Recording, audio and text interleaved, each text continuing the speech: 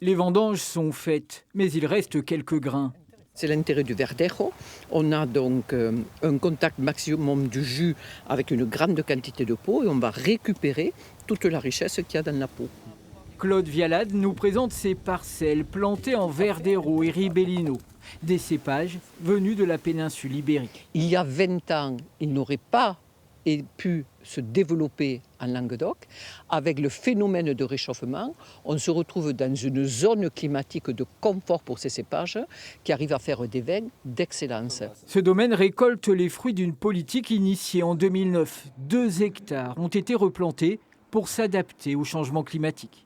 Au lieu de récolter des chardonnays à 14,5 qui sont lourds, qui sont pâteux, qui manquent d'acidité, on va récolter des verderos et des albarino qui vont faire un 12,5 et qui vont avoir une belle teneur en acide et une belle trame acide.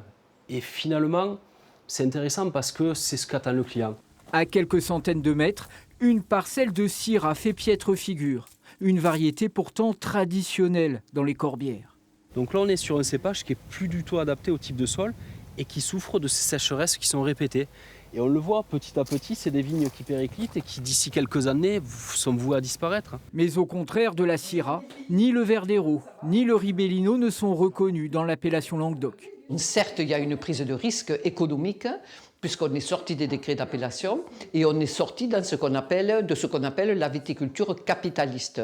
On a privilégié des clones et des porte-greffes résistants et non pas productifs. Pourtant, la baisse des rendements ici avoisine les 10%, quand elle dépasse largement les 30% ailleurs en raison de la sécheresse.